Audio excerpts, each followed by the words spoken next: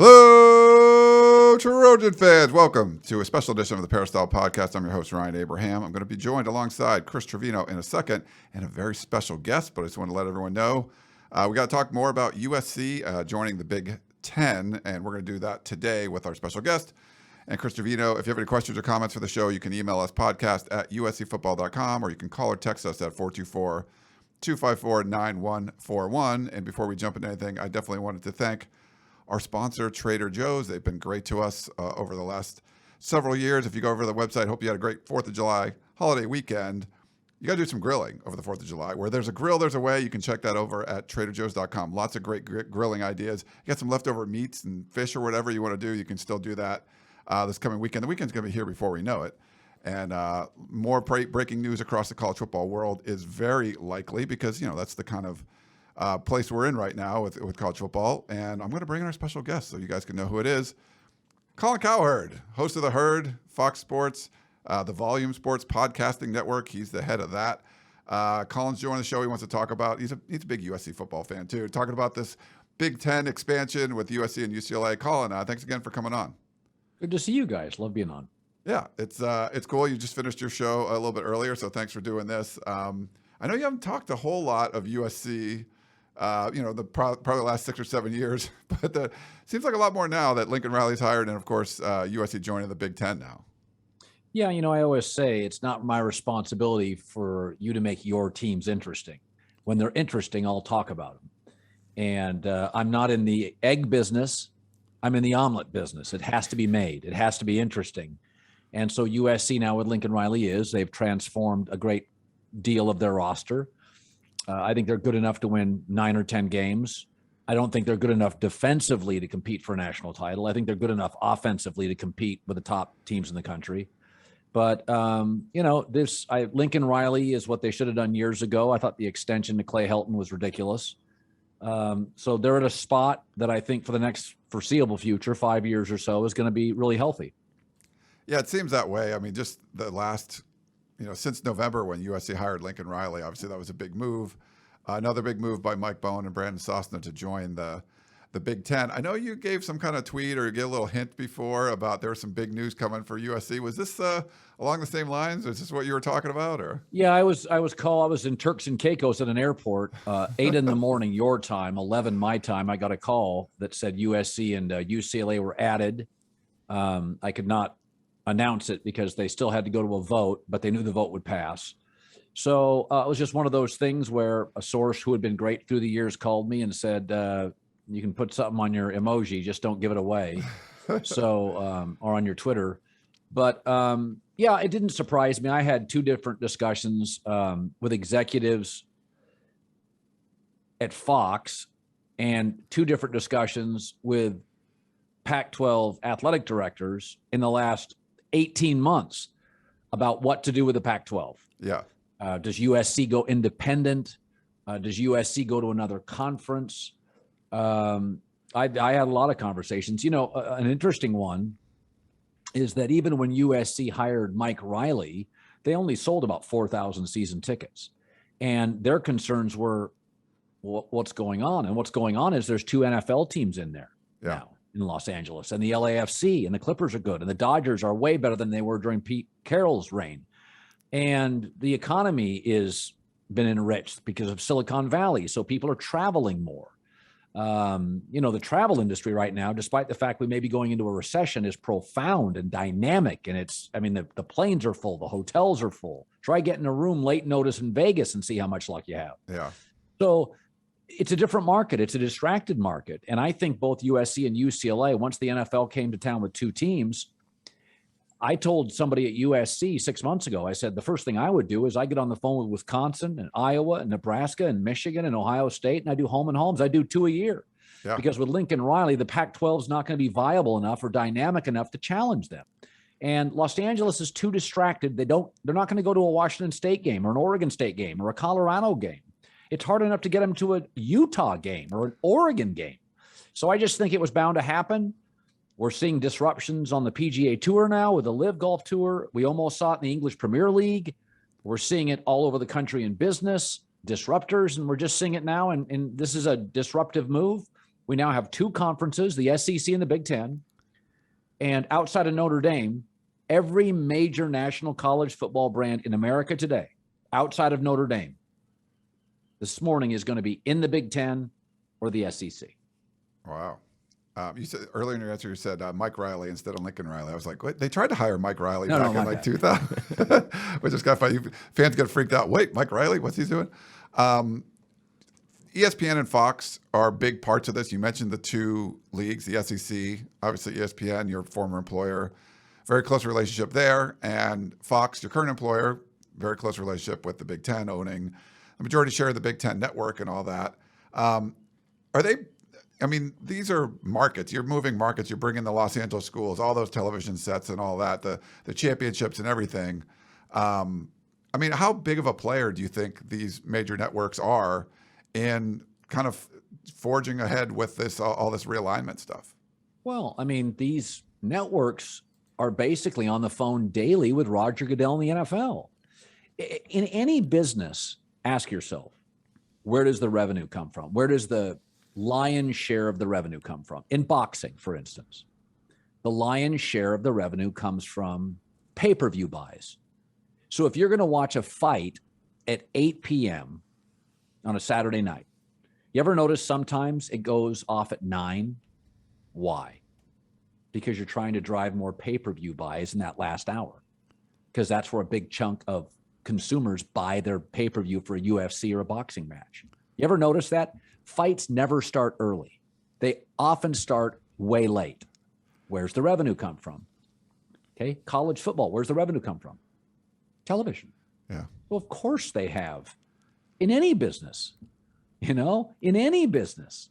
The New York Times now, their money comes from subscriptions. That's why they bought The Athletic. The Athletic hemorrhages $40 million a year, but they have a huge subscription base.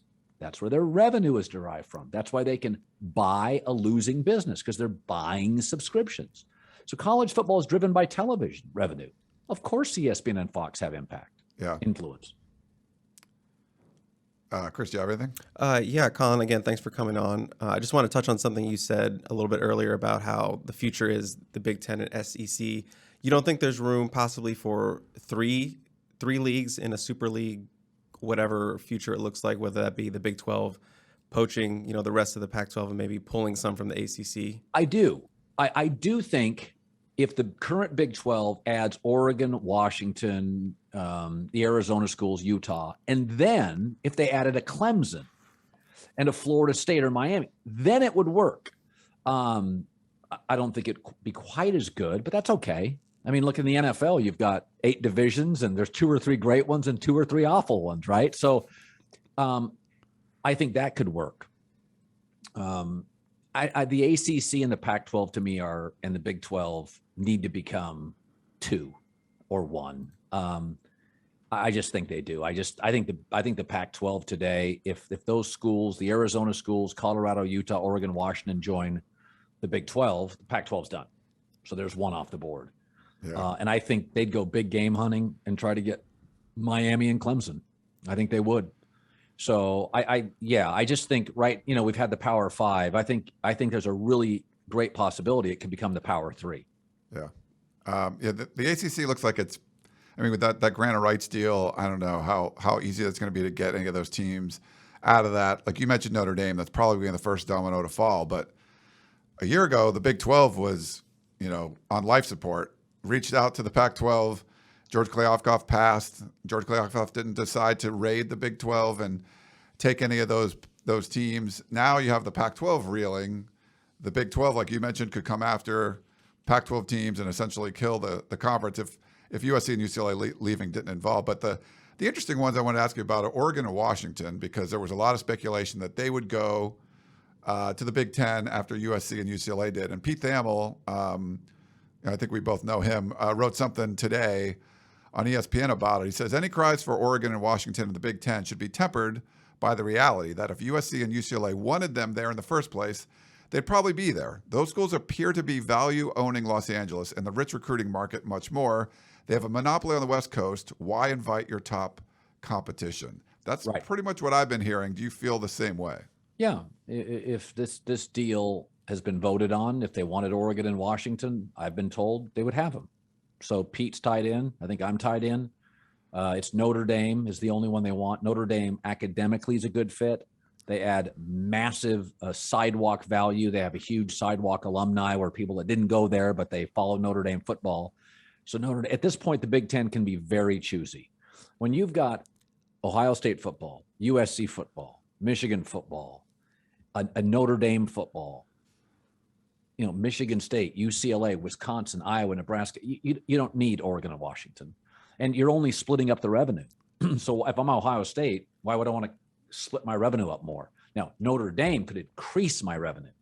Oregon, Washington couldn't. There's no value in it. Yeah. Colin, obviously you're great with words. Let's say you're asked to speak at the Pac-12's funeral. What do you think you would say up there?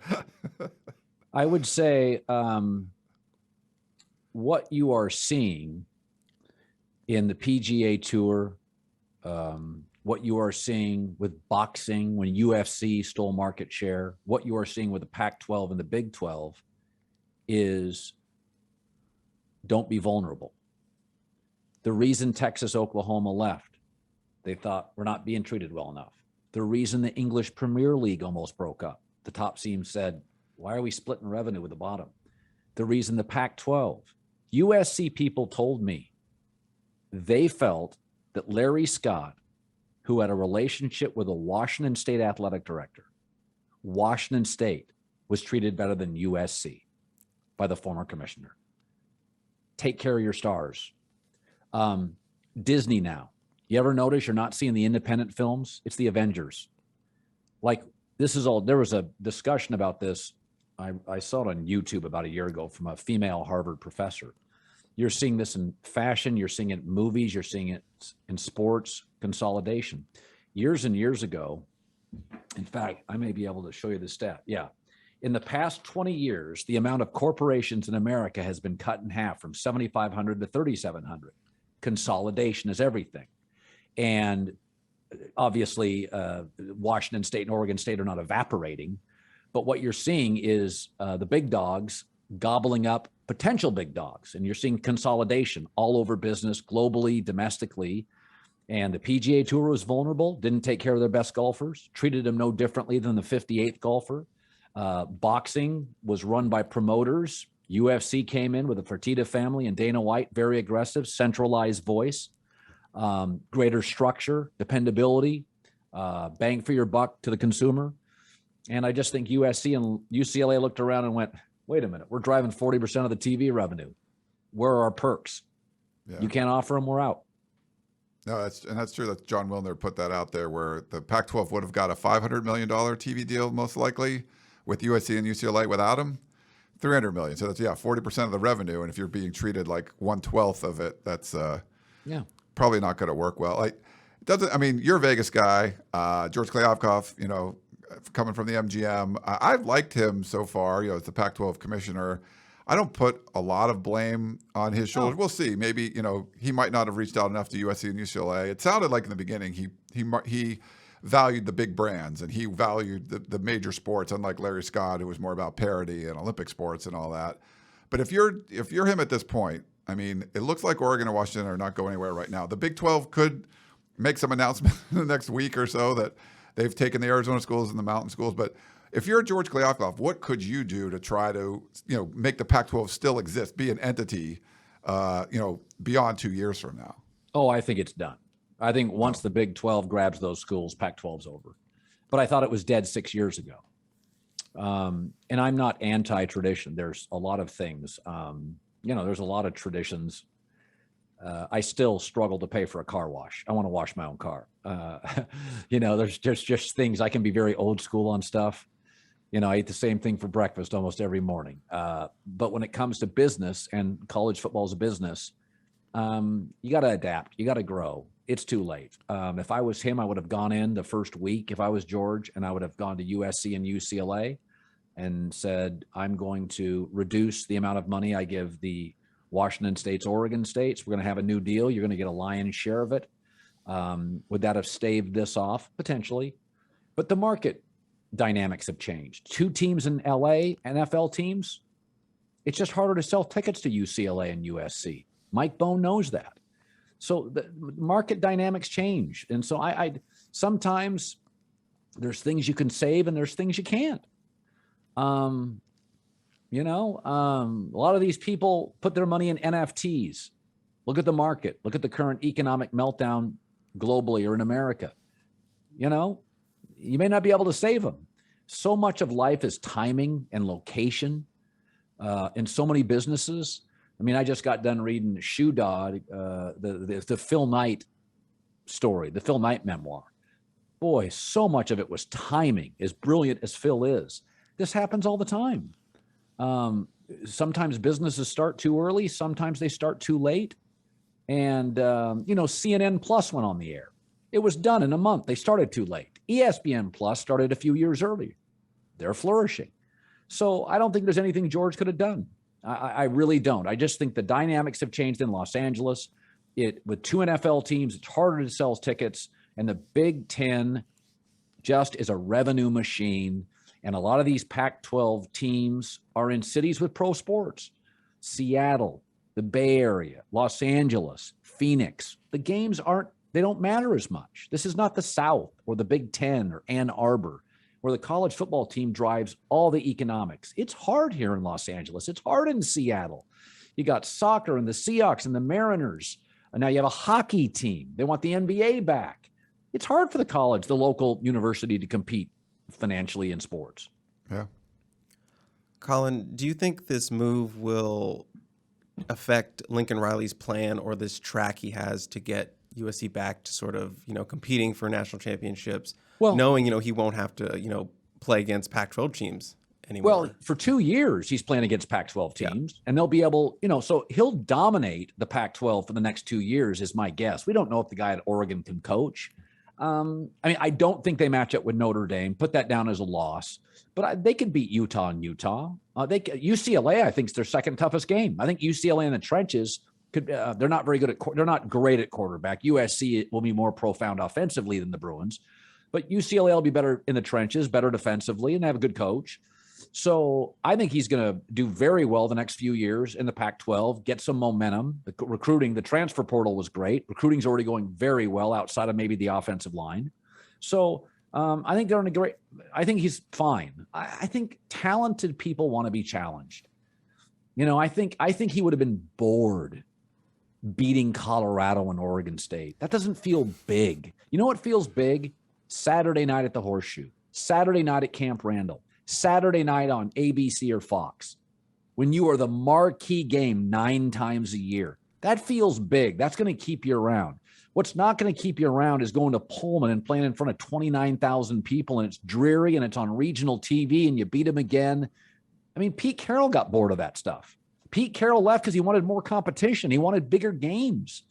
And I think the Big Ten is appropriately named. The games feel big. The stadiums are big. They're sold out. National TV, night games, 7 million viewers, 90,000 people. That, to me, would keep them around. Colin, we appreciate your time and everything. One last thing for you. Thanks again, for coming on. When you heard about this and you got that call, I think you were somewhat excited about it. Like, it's a cool move, and it's good for professionally. It's probably good for both of us. It's my business, your business. It's good to have those bigger brands and Fox having more, all of that. That's part of who you are. But just like the fan, I know you're a fan of USC football. I was a little shocked. We put a Twitter poll out, and it was only about 57% of the fans really approved it right away. On the Peristyle on USCfootball.com, Chris put a poll, and it was I think it's in the 70s. So it was a higher percentage, like of the more like kind of diehard fans than maybe just the random Twitter fans. But I really thought it'd be more universally approved, just knowing how much money the athletic department's going to make, and just going from, you're moving into like the perfect house with great landscaping and fully furnished and everything's taken care of already, as opposed to like the dilapidated thing you were in before. I'm not sure why, but did you kind of expect that from fans, that it's sort of a mixed bag early on? A, people don't like change. They just don't. B, a lot of the older fans really don't like this. The 20, 30, 40-year-old fans will be cool with it. But I think if you're over 60, you're USC, you have business partners who went to Stanford, Cal, UCLA, you have a special relationship with the conference. You've been going to Rose Bowls for 40 years. So it doesn't surprise me that the over 60 crowd wouldn't love it. If you broke down demographics of who's against it, I think a lot of over 60 it'd be like 80% don't like it. I think most young people want new, fun, cool, dynamic stuff. So let me tell you something. When USC goes and beats Michigan in Ann Arbor, that Saturday night, everybody's going to be like, this is way cooler than beating Oregon State. I guarantee you. Yeah. Well, Colin, I really appreciate it. You can follow him on Twitter at Colin Cowherd, and of course, the Herd, weekdays, 9 a.m. out here on the West Coast, and the Volume Podcast Network. You can see a whole bunch of a lot of cool stuff you guys have on that. That's a new network for you, right, Colin? It is. It's fun. I had Joel Klatt on yesterday, and nice. It's my own little business. And, I always figure these networks will eventually throw me off because I'm old and have great hair. So I wanted to create a business where if things don't, like every other broadcaster, as I'm in my mid to late 50s, if things don't work out, or I don't want to work as hard, or I just want to do stuff from home, or I want to travel and work 3 days a week, not 5, and an hour a day, not 3. It's just, I've said before, I don't know how long I'll be in TV and radio. Could be a long time, maybe not. But the podcast network I'm going to have for the rest of my waking days. So nice. This will be around for me forever. This is my toy. Nice. All right. Well, we'll keep following that, and we appreciate the insight and everything here, and we'll hopefully again talk to you again soon. Thanks again, Colin. All right. See you, Chris. See you, Ryan. See you, Colin. All right, everyone. Back in a minute. We'll be back with more podcast.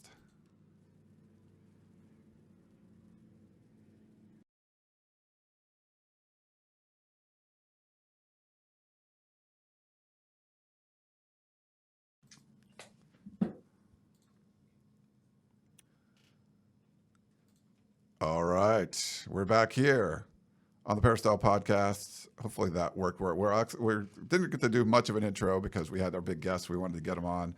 We are simulcasting this, not live, but right to YouTube. So you could see video if you're watching on our YouTube channel, youtube.com/Inside Troy. You can see Chris, myself, and of course we had Colin Cowherd on earlier. Now it'll just be me and Chris for the rest of the show. But that was cool. It's always good to get kind of a national perspective. Colin always has a unique one because he's, a big closet, or maybe not so closet USC football fan. I mean, if people don't know, they're like, oh, I hate Colin. He had this take about the Lakers or something. Like, or he said something about you. He loves USC. Like, literally calls me holidays, whatever, just like, hey, what about that defensive lineman that would, but about recruiting stuff, not even anything. So if you don't know, he's definitely a big USC football fan. So. But he didn't go to USC? No, he didn't go. He went to some place like Eastern Washington, I think, like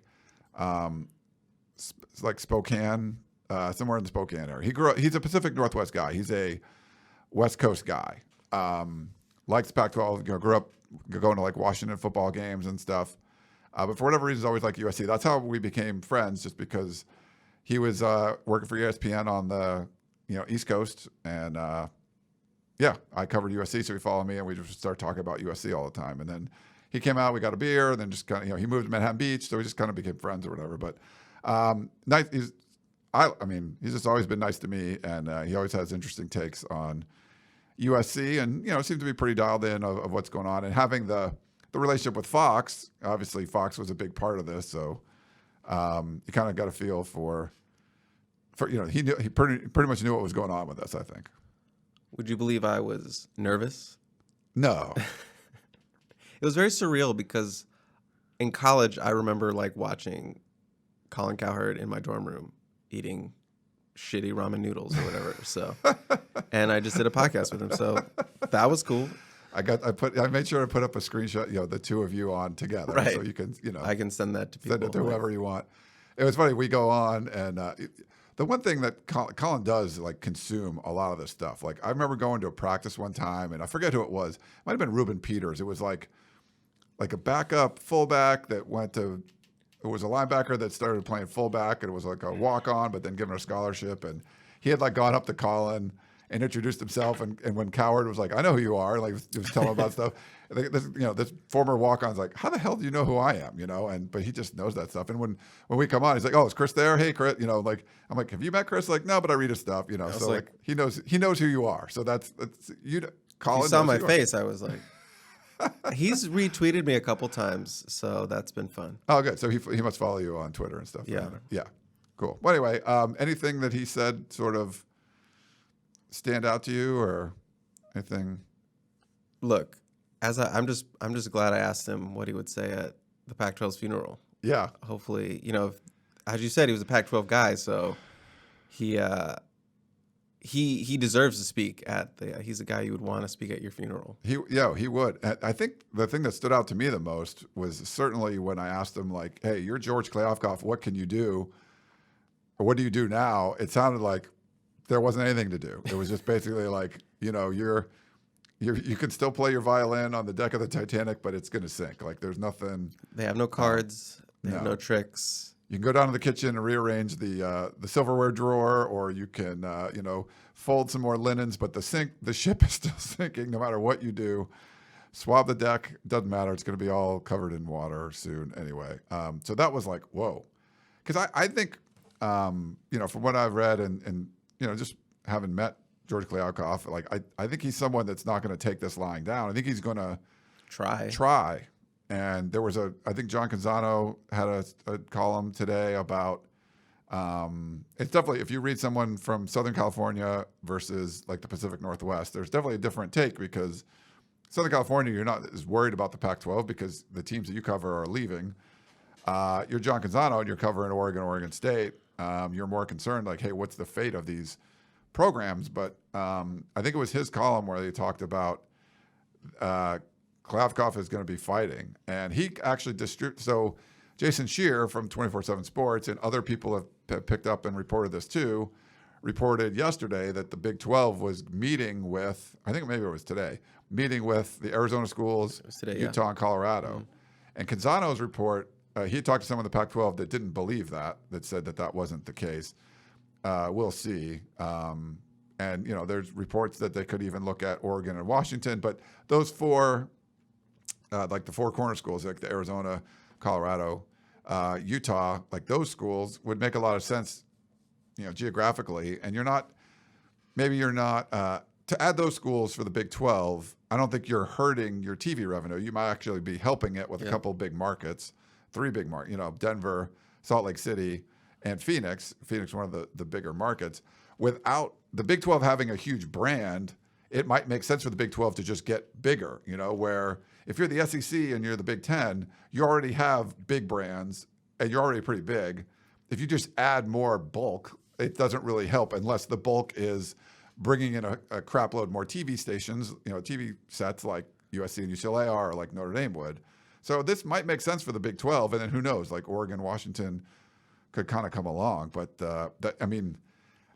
something like, can George Kliavkoff keep Oregon and Washington around and then not, have the Arizona schools and and Utah and Colorado stay for now? They just announced that they were going to immediately begin working on their TV rights deal. Formal discussions for that. So it's just kind of weird timing and all that. Like, we're going to be talking about, I think, to me, that's more of an attempt to keep the 10 that you have left together and then potentially, add more. But man, Colin was definitely not optimistic that the Pac-12 was going to survive. And I think he's looking at this as more pragmatically. He's just looking at this as, this is what's going to happen in the college football landscape. I kind of agree, but it does make me sad that, the Pac-12 won't survive. But I don't know. Do you think you think the Pac-12 can come out of this? Is there any way George Kliavkoff can pull a rabbit out of his hat? fix this? Siegfried and Roy this up? No, I don't. Nice Vegas pun, but no, I don't. It just seems inevitable, and we even sort of talked to Colin about this in terms of the future could be 3 super teams, 3 super conferences, if the Big 12 is able to pull the Pac-12 apart in a sense. That would be the end of the Pac-12 and maybe poach some of the ACC marquee names like a Florida State or a Clemson, because you would need some more marquee teams. I don't think just those 6 alone from the Pac-12 would be enough to make it like sexy enough for that as that third conference. But if you got Florida State or Miami or Clemson, then it would be a little more even, just in terms of not just having the quantity but the quality of teams in your league. So I just think the Big 12 is in the better position to be that conference and not the Pac-12. So it seems inevitable that the Pac-12 will, wither away and be a footnote in history. It's tough. So I think there's some options. I've been reading a lot. Guys I trust, people I've talked. I've talked to John Canzano. I've talked to John Wilner. Bruce Feldman, like people in national, in this region and then nationally, about kind of what sort of options are out there. And I feel like the ACC, and they signed this really horrible TV deal that goes to 30-36. And I think Andy Staples was talking about this on his podcast about they got to look at this legal contract, which I guess the ACC doesn't put out, and most people haven't seen it, but it's going to be pretty tough to break. There's all these kind of legal, like all these legal loopholes that it seems like even if you're making $100 million a year, it's just not, it's not worth it to try to break any of this stuff. So the better chance would be for the ACC to like renegotiate the deal, because if they add teams or something, I don't know. But then at that point, you're not poaching. It's just really going to be hard to get Clemson or North Carolina or Miami or Florida State out of the ACC because of this, this grant of rights deal that goes for so long, and it's so bad. But and they're ESPN, so ESPN probably doesn't want to destroy the ACC, even though it's a much smaller version of their SEC property, which they're going all in on. So I think with the ACC, the best option, if you're the Pac-12, is some sort of legally binding agreement, potential type of a merger, but it's more like an alliance. An alliance that's not a handshake. Like it's not like, hello, we're on the same team, and then Kevin Warren comes and just stabs you in the back and takes your 2 best properties away. This is actually like a legal thing, and I think something like that could keep the Pac-12 afloat. Maybe it helps the ACC negotiate a better TV deal. I don't know. There's something there, and I think that's the kind of home run that for Kliavkoff, just what he's announcing today about the serious negotiations for the media rights and all of that. To me, it feels like he's trying to stop time with like, we have 10, we can't let it get worse. It's like we just got our. I think the analogy I thought before was sort of like the Big 12. Like got their legs blown off when I know it's terrible, but Texas and Oklahoma leave, but it wasn't like fatal, right? You can survive with legs blown off. You can survive. You get prosthetics. You get prosthetics, crutches, wheelchair, whatever, and they're doing great right now. They're like Mr. X or whatever, something. They're like they're probably the most stable. Charles Xavier. Yeah, probably the most Professor X. I don't know. Professor X, yes. Professor X. Sorry, probably the most stable of the other 3 conferences. But like the Pac-12's wound was more like internal organs. They have shrapnel in the heart. Yeah, like this is like they're bleeding out right now. Right, you're probably bleeding out. Can you survive? So emergency surgery for George Kliavkoff coming in, emergency surgery, trying to stop the bleeding, and then you have to somehow, we got to, not only do we have to like stop from dying, but now we got to try to run a marathon tomorrow, and we have to like figure something out to like stop this mortal wound that we got from USC and UCLA. Don't allow it to like cause other organ failures like Oregon. That's a little pun there like that. Wow. Washington, the mountain schools, the desert schools, any of them leaving. who knows? The Bay Area schools. Meanwhile, the Big 12 is standing over the body, like measuring the legs. Like, hey, we could use some legs. It's like going through the wallet. Like, hey, I like these boots. I like these. They come with these legs. Yeah, these could be right. leg transplant. There are definitely vultures. Like you're trying to perform this surgery like out in the desert where there's like vultures picking at your body and everything. I can't be sterile. It's kind of crazy. But he's going to need some sort of Hail Mary, I guess, to make this work. But I think he's going to try his hardest. But I feel like part one is like, we have 10. We're going to get, here's what we could get for media rights for this 10. Like, don't go anywhere yet. Everyone just stay put. And then, maybe there's some kind of deal. Could you merge with the Big 12 instead of letting them, consume your leftovers? Could you merge with the ACC? I think it's going to be tough for any of that stuff to work because the Big 12, I mean, if you're the Big 12, and you remember like in November, I mentioned this with Colin, they threw out like an olive branch, like, hello, Pac-12, can you please help us?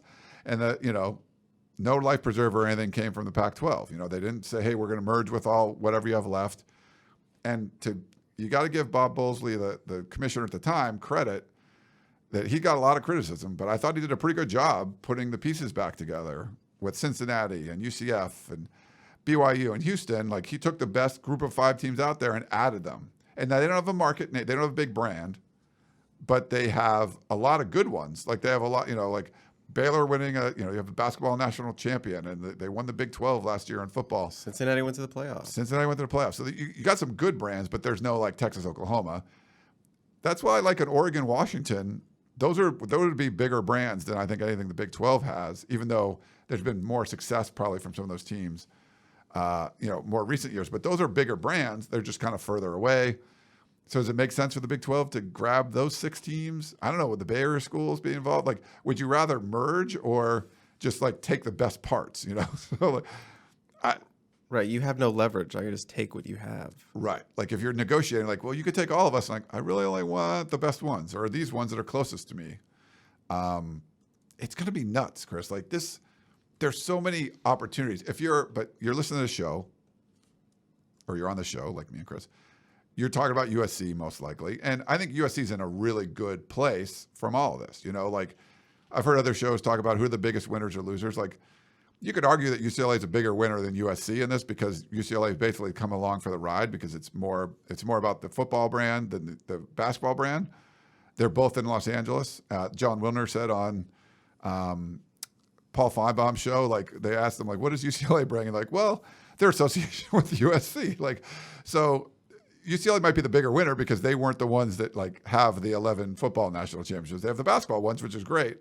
But that's not necessarily what's going to drive the bus when it comes to the revenue and everything. But I think those 2 schools are the biggest winners in this, in whatever order you want to do it. I think USC is just so much better off now than they were before, and it's just kind of one of those things where you can kind of sit back and relax and wait to see. USC is one of the people watching the Hunger Games. They're one of the past winners. Yeah, right? they're one of the past. Training. They're up They there. can train like some of the new people. They're up there. They're good, while everyone else rips each other to shreds.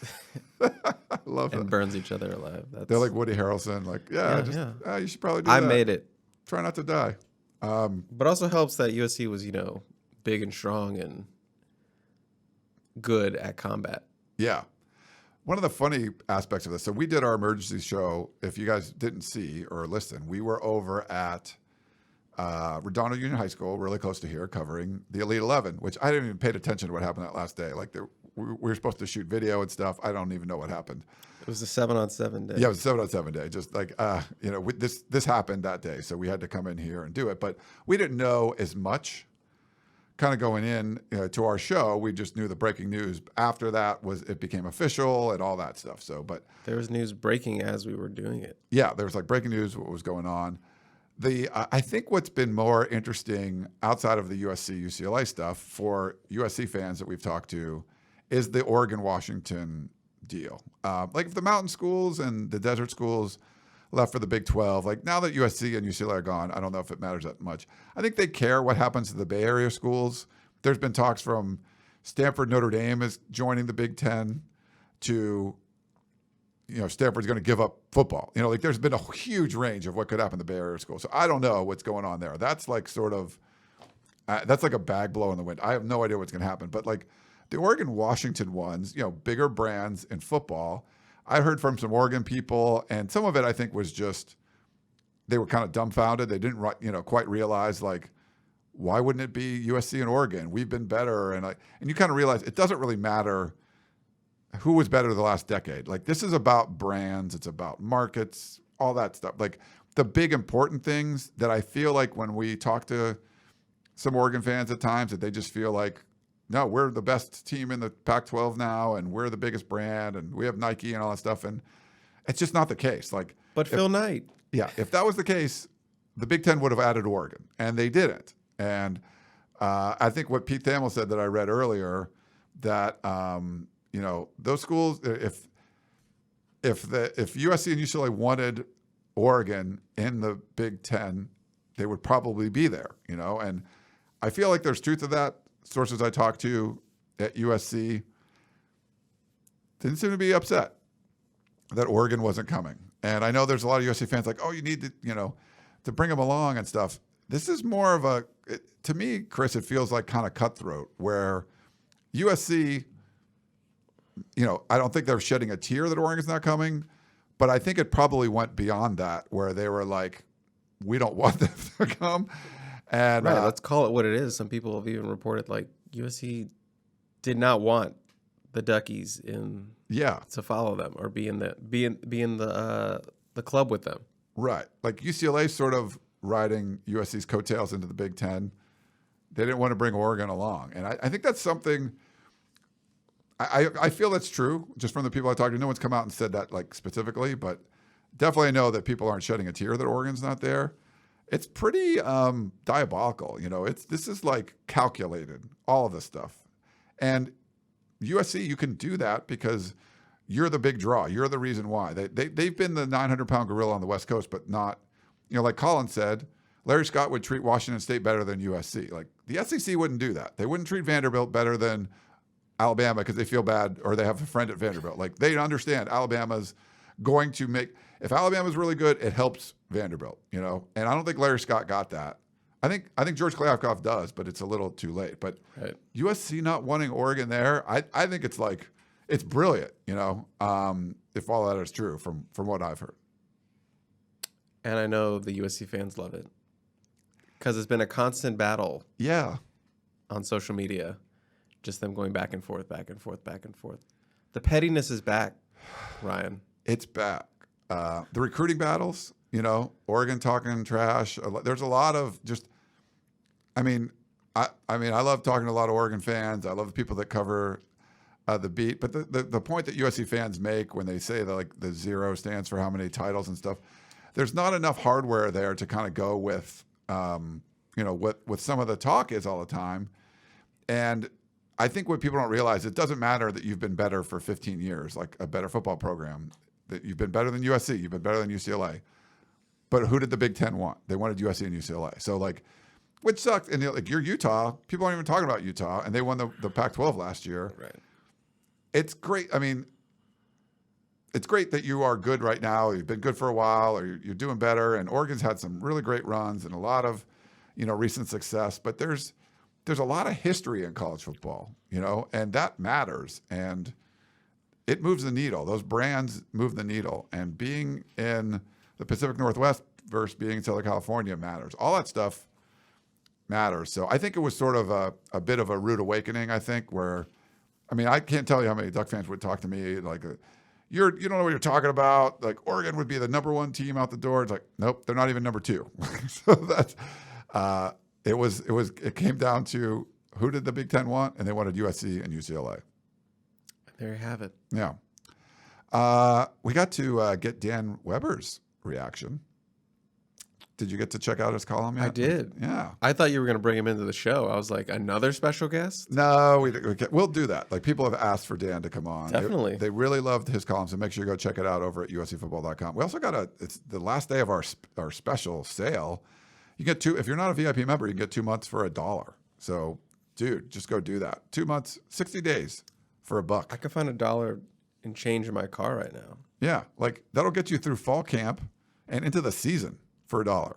I mean, that's like a fourth of a cup of coffee at Starbucks. So just go do it if you haven't done it yet. Today's the last day.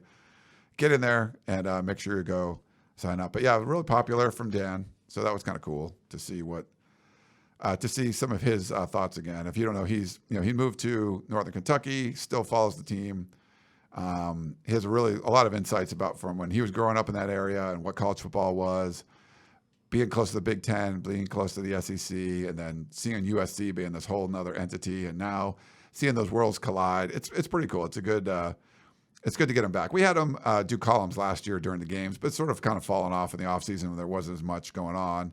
He wrote a little bit, like when Lincoln Riley got hired and stuff, but I asked him to do something for this one because, it's a big deal. USC going to the Big Ten. So make sure you check that one out. Dave Emmerich, too. USC made a big hire. Mike Leach's right-hand man. I think I mentioned it last week. I think it was an emergency show. I don't remember. I mentioned him at some point. But Chris, any thoughts on I forget his title. I wrote it down before. He'll be the general manager / senior associate athletic director for football. Gotcha. Okay. So fancy titles. I know a lot of people, when this first came out, were like, oh, he's the replacement for Brandon Sosna, who, if you've been living under a rock, is, going over to the Detroit Lions in the NFL. But I was told this is not Sosna's replacement. This is more so a replacement for Spencer Harris, who was more sort of on the recruiting side a little bit, did a little bit of everything, but he is now moved on to the Boulevard, and you had recently had him on. I had him on the show, yeah. Yeah, so you can check that out on our YouTube channel. But Emmerich is more so replacing Spencer Harris's role and title with the team. Gotcha, yeah. Because obviously they had some holes to fill. Him, Megan Mueller, and I expect, Megan Mueller to have a replacement come in. She also went over to the Boulevard, or that side of the things for USC. So USC has some holes to fill with their admin still. Yeah, and I was told also, he'll do some of, Brandon Sosna did a lot. So I think some of the stuff that was charted for Brandon, he'll pick up. But it's probably more, like you said, on the Spencer Harris side. But yeah. He's a good hire. He's experienced. He's been Mike Leach's right-hand man for quite some time. He's obviously been in the SEC. He has that experience around, SEC football, so he can help bring that to USC. And obviously he goes back with Lincoln Riley, back to his days at Texas Tech when he was a walk-on. He was there on the staff, so they go way back. Obviously they had a connection with Dave Nickel, who was at Mississippi State. Yeah.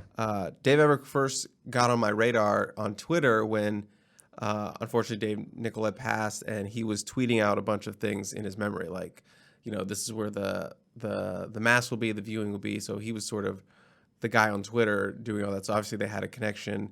Maybe they reconnected at, the funeral because they were all there. Lincoln and the staff flew out there. So, I think it's a really good hire. Obviously that someone has a lot of good experience in SEC, and I think it's going to be a valued addition to this staff. Yeah, I agree with you 100%. And he's got a recruiting background too, so he's obviously going to help with that. You're never not in need of recruiting help. You can always get more recruiting. Never not in need. Double negative. I was trying to how do I phrase You got this? it there. You got it there. I eventually made it there. So we'll give you more on Dave Emmerich when as we hear more about that. Why don't we get into some questions? But before we do, I'm sorry, we got some. We don't have any breaking news. Well, sort of breaking news, but breaking news. This is a historic show. Oh my gosh! You haven't what are you doing? Okay, you just went right into it. I thought you were going to do some big old spiel, but no, you just. I didn't even mention this with Colin Cowherd. Yeah, you just buried the lead. I'm an idiot. Well, okay, I literally just got back from Temecula an hour before we started the show. Got all this stuff ready. Colin said he would come on, put it together, trying to do everything, and then, forgot that part. This is hold on, we need some, I'm going to applaud myself. Yeah. I apologize. The 1,500th episode, 1,500 episodes of the Peristyle Podcast. Crazy. Congratulations. Thanks. You've been a part of a bunch of them. We started back in 2008. We were mostly doing one show a week for quite a while, and then we started doing more. And during the season, sometimes we have 3, 4, 5 shows a week. So we've been doing a lot of episodes. The off season, maybe not as much. We've been moving some things around. Shotgun will start doing his show probably again. I'll still do shows with Harvey Hyde. Chris and I'll do a show. Chris is doing a show with Gerard. I mean, if that's the case, that's like 4 or 5 a week right there. And if we have special guests, which we've been doing. So thanks to everyone out there. 1,500 episodes. Holy cow. That's a lot. I don't have my glasses. Are you crying? No, I'm not crying. You can see me. Yeah. He's not crying. But let's see. You can see at the little studio. Yeah, that's a. If he cries off camera, I'll say it for next. Let me know. Yeah, let everybody know. Our 1,000th. It's funny. We saw Matt Leinart over at the Elite 11. Got to talk with him a little bit, and he was our guest on our 1,000th episode. So I think that was me and Keely did that one, which doesn't seem like that long ago. Doesn't. It was definitely pre-pandemic and everything. I think so. Maybe it wasn't. I don't know, but it was a while ago, and Matt was nice enough to come on, and I asked Colin to come on. I mean, didn't even mention. Could have had him say something about 1,500. It's just there was a lot going on, Chris. So thank you for reminding me. We would have done a 1,500. You did a 1,500. I was like, you didn't mention it at all. Did I mention something at the very top? That No, was like a you did nothing. Yeah. I thought we were going to do a little thing, but yeah, congratulations to you for what you've built, and one shout out to the Family Feud because I know they helped contribute to that total. 100%. The now defunct Family Feud show, and yeah, congratulations. And if you're listening, please leave us a 5-star review in honor of Ryan's 1,500th episode for the Peristyle Podcast. You can do that for our podcast. You can do that for the 2-Star Recruit podcast. Just leave us a 5-star review, please. We appreciate it. We would appreciate that. Thank you for mentioning that as well, Chris. So I'm getting better. You're very good. I'm a part of this now. I have to. 100%. I have to build it up. And I'm glad you were a little nervous, but we got to got to interview Cowherd and. But yeah, 1,500th episode. So that's why we had. Well, I mean, we wanted to get Colin on anyway to talk about this, but I was like 1,500th. I was like, let's do something. Try to do something special. Obviously, it's been a little nutty, a little crazy time, holiday weekend coming into all that stuff. So let's get to our questions. Here, I'll play this one. Now for my favorite part of the show. What'd that say? Talk to the audience. Oh, God, this is always death. I love my Simpsons. It's not death with our listeners, but it's a fun bit. Anyway, Frank in Sacramento wrote in and said, look on the bright side. USC won't have to go up to Oregon State every time. They have it rolling and get beat. Yeah, it's like, it'll be different, Chris, if you like lose at Wisconsin versus like lose at Oregon State. Because then it'll be cold. Yeah. But if you lost, well, it can be cold at Oregon State too. No, but it's guaranteed to be cold at Wisconsin. If you lose to like Minnesota or like Purdue, like that's probably like the equivalent, right? Look, I grew up in the snow. I'm ready for these snow games. I got snow pants. I gotta get some boots. I got jackets. I'm ready to break out. I'm ready, Ryan. I grew up in the snow. Oh, that's right. Yeah, dude. We built igloos. Yeah, but you're like more like ingrained in SoCal I've been out right now. long Like time. you're like basically you're in the pool. You play beach volleyball. You're reverted back. You're reverted into like we need to toughen up. We need to go on a retreat. You and I need to go camping in the to reestablish our East Coast roots. Camping in the cold. Yeah. I think it was the Washington game a couple years ago. Keely and Shotgun and I were up there, and it snowed, and we're walking around. The And Dante Williams one? No, that didn't snow. no, it was what year? I think it was Washington. I think we were in Seattle. Was it the Sam Darnold 2017 where they lost? I don't even remember. Which year was that? But I remember throwing snowballs at Keely and stuff, like showing her what it was pretty fun. It probably was 2007. Was it 2017? The Sam Darnold one where they lost. Yeah. They were like 10 or something. Yeah. Madoga got hurt. Austin Jackson came in. Look at you remembering all that stuff. Toa Lomagon, like a staph infection or something for the game. Yeah. I just have these little nuggets that I stash. I love that you stashed those I away. remember that raining. I thought it was raining. I don't know if it was snowing, but I don't know. There was one that was snow on the ground, and what? Maybe. I'll ask Keely. I think it was in Seattle. Yeah. We got Dan, class of 1962. We haven't heard from him for a while. He said, I haven't commented recently, but I had to comment today. I've always felt that USC could never be great again in a mediocre Pac-12. The hiring of Lincoln Riley And the move to the Big Ten with UCLA is absolutely the best that USC could do in order to be nationally relevant. Again, congratulations to Mike Bone and Carol Folt for their courageous leadership. Fight on and win is not just a slogan, but a reality. As someone who has been a Trojan alum for 60 years, it's my belief that this change was absolutely needed if USC ever wants to win national championships. My question is for any alum who questions the move because of nostalgia for the rivalries in the Pac-12 is, where were the other Pac-12 schools when the Pac-12 office when the NCAA was dumping on USC for bogus reasons concerning Larry Bush, and Larry Scott was only concerned with Pac-12 parity, meaning that USC should be at the same level as Oregon State, Wazoo, and Cal. Thanks for everyone at USC who made this decision. Fight on and win, Dan, class of 62. Thanks, Dan. Yeah, we're getting a lot of that, and I get it. Like we mentioned, like the Pac-12 didn't treat USC like the SEC treats Alabama, and you don't have to go over the top, but you have to at least acknowledge that. Hey, the reason why the TV contract is this big is because of you. We understand that. Not we're all part of the same team, so it's great that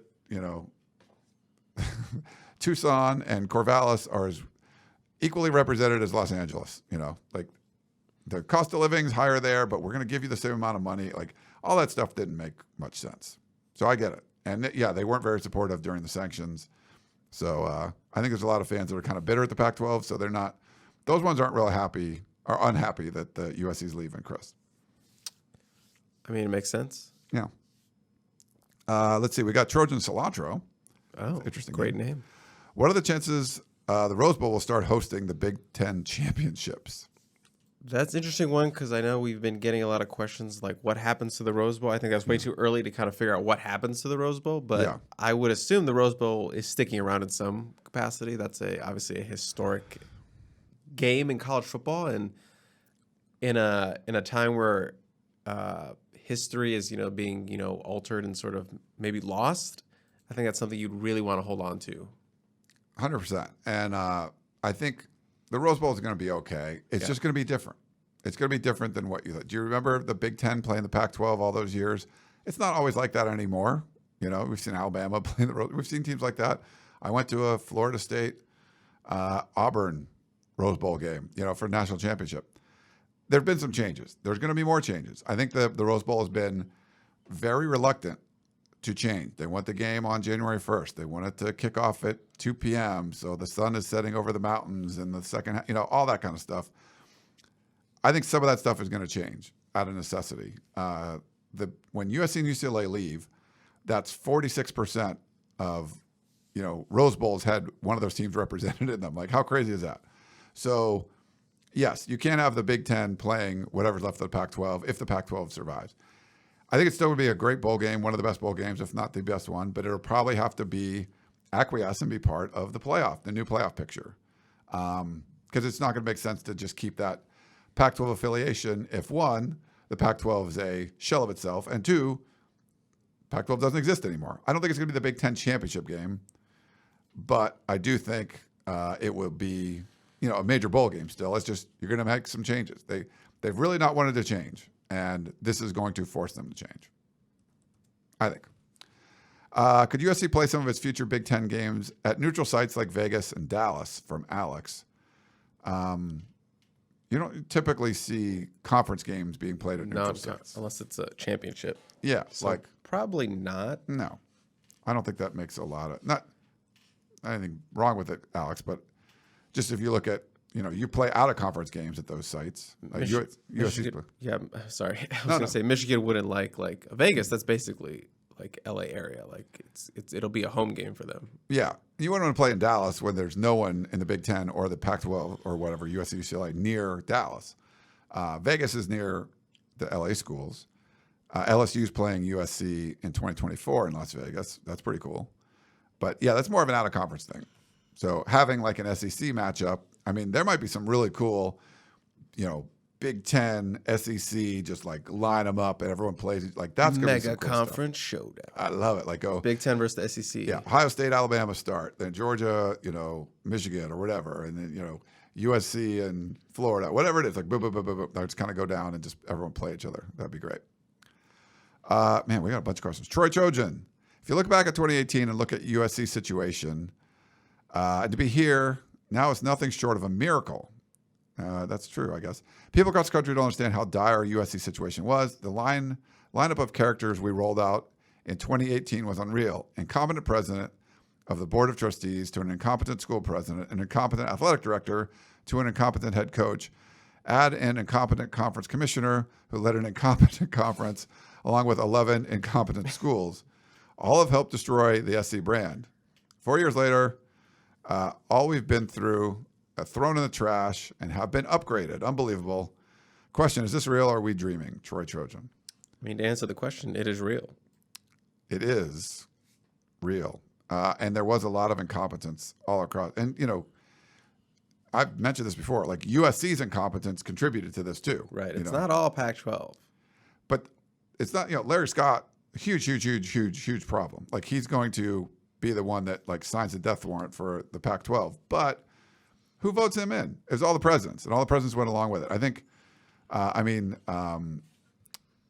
the Arizona State, Michael Crow, he was a big proponent of Larry Scott, I think till the very end. You know, he got him another extension. But the other presidents had to step up and say something, and they let this happen. So the presidents across the Pac-12 let Larry Scott do this. They didn't have the vision to kind of see what was going on.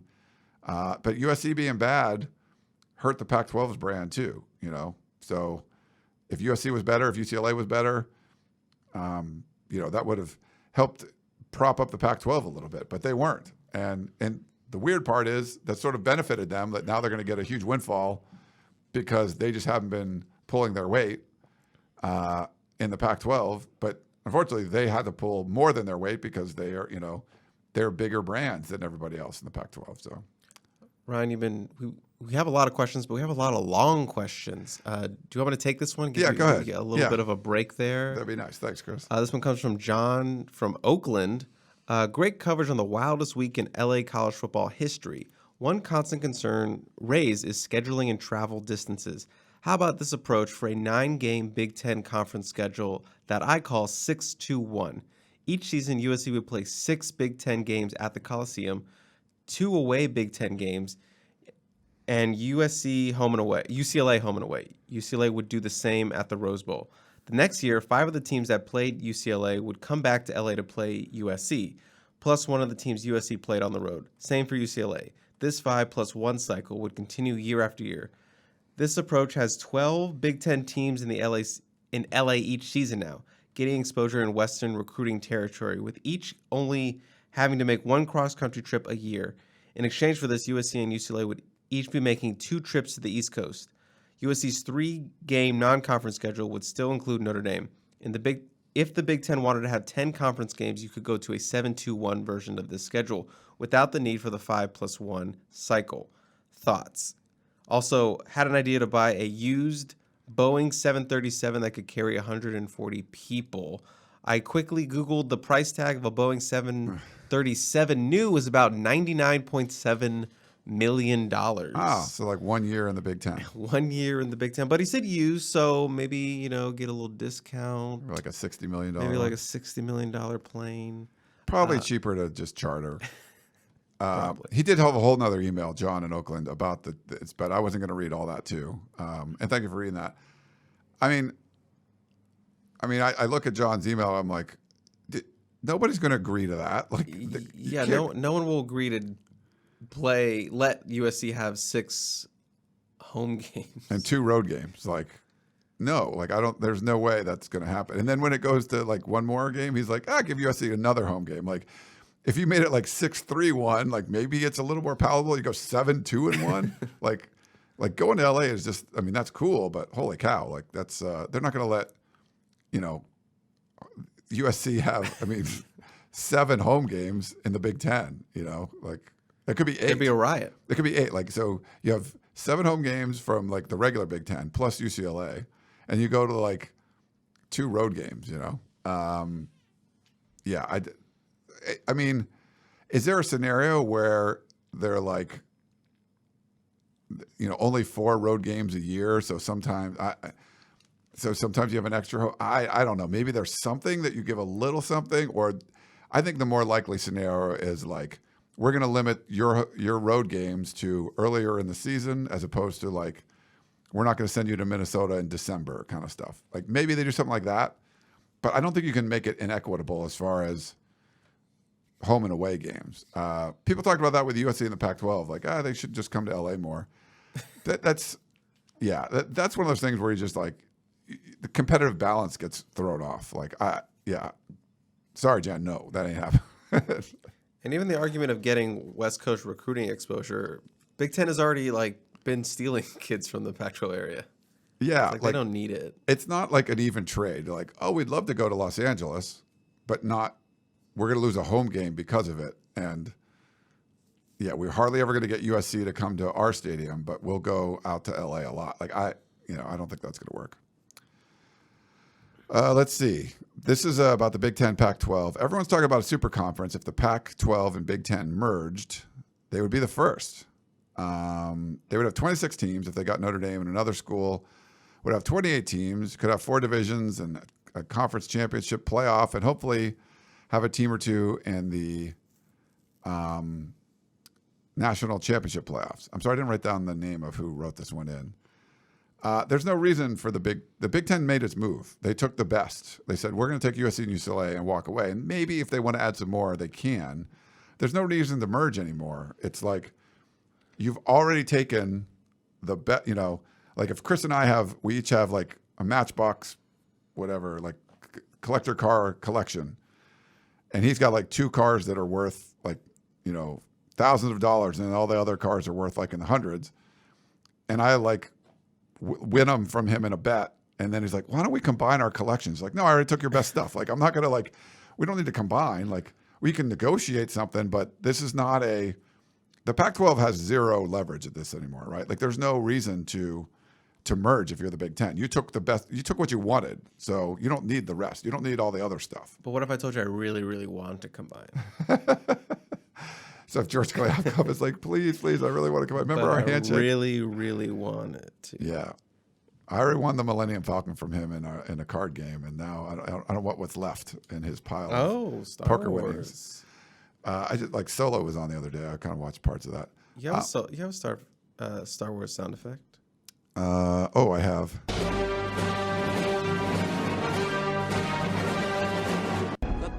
Oh, I keep going on that one, but yeah. So I don't think there's gonna be any helpful. Like, there's no reason to merge those two. It could merge with the ACC, could merge with the Big 12, but there's no reason for one of the super powers, the SEC or the Big 10, to go, hey, Pac-12, come on, join us. Like, we'll take all your smaller brands and the way less money that you guys make, and we'll give you a share of our pie. I'm like, I don't think that's happening.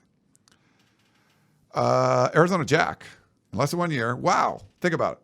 Also, this is another kind of looking back. September 2021, Stanford, a very bad team, we call them, but came into town and trounced SC, leading to Clay Helton's firing. He has a little fire emoji there. When SC lost their head coach, the team in turn lost focus, lost heart, and lost 8 games in that lost season. Fast forward to November 2021. Shock. We hire Coach Riley away from Oklahoma. Now in June, July, less than 1 year, we find out we are leaving the Pac-12, our home, for 100 years. It's truly sad what money can do with a money bag there. Arizona Jack. So Arizona Jack is sad? I thought it was like excited. That's what he had me in the first half. And then the second half, he sort of was like, oh, it's sad now that you're leaving the Pac-12. Does not seem to approve of a $100 million coach, Lincoln Riley, and $100 million checks for the rest in the Big Ten. Yeah. Doesn't seem to like it. I guess they don't quite understand like how much more, like, if you were running a business, whatever the business is, you're making widgets, and you have a budget, and your budget was like $30 million a year, and there's these other guys making widgets that you compete with that used to be like on par with, and now their budgets are $100 million a year, and you're like, holy cow! Like, how am I going to keep up making these widgets and stuff? I mean, think about what your company would do if you instantly were given a budget of 100. It triples your budget. And you're like, wow, what can I do now? Like, it's changed. It's not like I'm making 15% more.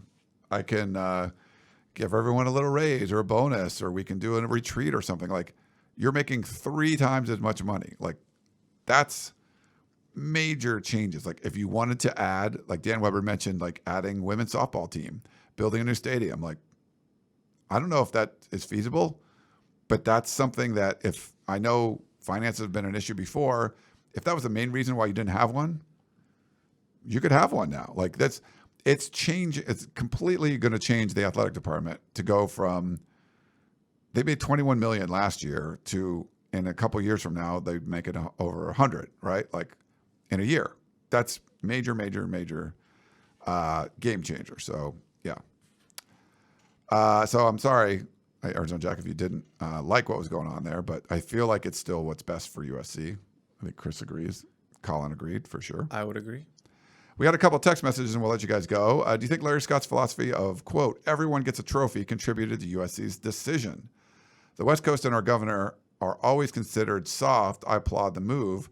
USC flexed its muscle when the Pac-8 wanted to become the Pac-10 and include Arizona State, and Stanford got in the way. Let's bring back old school USC. Be a bully. Marcel and the IE. Snuck in the political there. A little political. I had mentioned that someone I think it was on our emergency show, Chris. Okay. Which did really well. Did great. Thank you for viewing. Yeah, thank you so much for everyone that did that.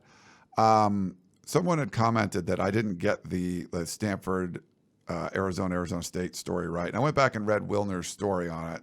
So just to kind of paraphrase and recap of what was going on there. It was 1978. I think they had all the presidents in the Pac-8 at the time approved of adding Arizona State, except Stanford didn't have the president wasn't there, and I forget everyone's name, so I'm just gonna tell you who they were. The vice president gave the approval. I think it was a year or two kind of before this happened, and then they had the actual meeting, and there was 2 people that changed their mind. Like, Washington said no, and Stanford, the actual president, instead of the vice president or whatever, was there this time and said no, didn't like the academics or whatever. Like, it didn't match up, didn't seem like they fit our model and all that kind of stuff. And then I guess USC was pissed, and they were supposed to have the meeting with the press really soon after that. And I guess the quote from USC's president was something along the lines of, let them know this is either going to be announcing Arizona State are joining, or USC and I believe and UCLA are leaving. And I think the Stanford president didn't quite realize what he had walked into, had called the vice president and heard what that decision was then. He switched. And then I think when Washington was standing alone, they switched. So it was definitely USC flexing its muscle. However it went down, it was more of a USC making a power play. Look, we want them in here. We're not going to let you railroad this thing. But thanks, Marcel, for bringing that up. But I just wanted to let it, I didn't mention Washington in the story, but I went back and read, John Wilner has a story on this, what happened. It's pretty thorough. So you can go back and check all that stuff out. Did you know about that one, Chris? Back in the day? Dan Weber had written about it a bunch, I think. No. Yeah. But really, I wasn't even thought of being born yet. True. But I wasn't really following any of this stuff back then. I was 8, but it happened. I guess I was 7. It happened, and that's when it's kind of last time USC flexed its muscle. So I think it's kind of interesting to bring up. One last one. Smiles in Arizona says, how many 4-player less TG drives will USC have this season? 12 to 15? Average points per game? 40 to 45? Exclamation question mark. That's so it's one of those things where if you told me, Chris goes, hey Ryan, did you know Oklahoma last year had 40 TG drives of 4-player or less, or had 4? I wouldn't know which one was closest to the right answer. I don't know, what is 12 to 15 good? Maybe. I feel like it's really hard to score in 4 plays or less. So I would say it's good. I think 12, 15. Yeah, that'd But be it's like also one a game or something. But it's also like, how many drives are there per game? 11? 12? Yeah, you got like 12. Yeah, it's like Yeah, you probably right? average 10 to 14 Yeah. something like that. So if you had 1 a game, that's pretty good. Yeah, I think 12, 15's. So looking at that, it's like, okay, that would probably be a really good number. Yeah, I would say over under 10. I would take the over. Yeah, I would take the over for 10. I mean, but some of these are like a 75-yard touchdown bomb. Right. But some of them are like, Get the ball at the 30 on a turnover and or at the 2, and Yeah. just like run one, this quarterback sneak in. Like, oh, it's a one-play TV drive, but like it just was handed to you. Could be from special teams, could be from the defense, whatever, something like that. But, well, thanks, Smiles from Arizona. All right. And then points per game, I would say around 40, 30, 35, 40. Like, if you asked me how many points per game did USC average last year, do you know what it was? I feel it was like 28. 26. I would have guessed like 28, which is probably too high. I'm going to look it up right now because it's. I mean, it should have been 35 at least, right? Like the talent USC had. I mean, that was pretty bad. By talent, you mean Drake London. Well, just Drake London alone. Drake London alone. He could average 20 points a game. I saw some, was this funny, a tweet or something. It might have been shared by, by the way, Gavin Morris's birthday. Happy birthday to our buddy Gavin. 28.7. 28.7. Okay, that was close. Yeah, and some of those are just skewed because you had like big numbers against bad teams. And how many did they allow? Ooh. 29.5. 31.7. Ooh, that's so bad. One of the worst defenses in USC history. Ranked 103. So bad. So bad. Yeah. So I think it was Gavin shared something where they showed like Drake London can do this, and it was like make some diving in zone catch or whatever. But then it was like his 360 dunk, and he could also do this. And it was some crazy. It might have been more. Whatever's the next after 360, like not a 720, but it was something like 1.5 times rotations or something. He was spinning and dunking, and we're like, whoa, it's crazy. All right. Well, I think that's going to wrap things up. Good show. Yeah. Good historic show. 1,500. 1,500, everybody. Thank you for being a part of it. If you're listening right now, you're definitely been a part of it. And thank you, Chris, for being a part of it. Family Feud, coming along. Chris's podcast journey. I don't say it's complete now because, but you got to interview Cowherd, so there's something. It's all downhill from here. We'll get some more. Give me some more people that I could get as like guests that you would like love. Scott Van Pelt. I met him. We could try. Oh, yeah, he's a Maryland guy, right? He is a Maryland guy. Oh, I probably have some kind of connection. I met him. Actually, the game we mentioned earlier, the national championship Rose Bowl game, Auburn and Florida State. I helped out our Florida State side at the time. I was like, "Hey, do you want help? Because I'm here in LA." And like, sure. So I had my camera, I was taking photos on the sidelines of the game, and just kind of bumped into him. And he's tall, 6'6", and we just chatted for a while. I'd be giddy. It was cool. I've never met him, but He was very nice. Like he didn't know me from anybody, but just like we talked about the business and everything. And Maryland plays UCLA this year. Here. So you're taking a week off? Maybe, no, I'm just saying maybe he'll be at the game. Oh, that could be interesting. Yeah, but we can get him on the show. That'd be number one. I think I might be friends with like Stanford Steve on like Facebook or something. I could run that by him and see. I say MySpace. We're on Friendster. That's probably before your time. All right, that's something to work on. I don't know him, so I'm sure I could try. I'm sure you know somebody that knows somebody. I could try. All right, that's a little challenge there. When are we doing our bake off, by the way? Oh, that's right. So spring camp is going. Not spring camp. Fall camp will begin at the end of this month, or like going to August. So we Early should do August. it. We should do it. Let's shoot for the final week of July. All right. Does that sound good? Sounds good this to would have been. the 4th of July weekend no one was going to want to do that. So let's shoot for the end of the July. I like it. We'll do something like that. Okay. Well, I think it's going to wrap things up. Thanks again to Colin Cowherd for coming on the show. Really nice of him to spend some time with us here. Chris Trevino, I am Ryan Abraham. Hope you guys enjoyed our 1500th episode of the Peristyle Podcast. Enjoy it on YouTube, on the Peristyle Podcast feed, wherever you can find the show. Thanks again for tuning in, and we will talk to you next time.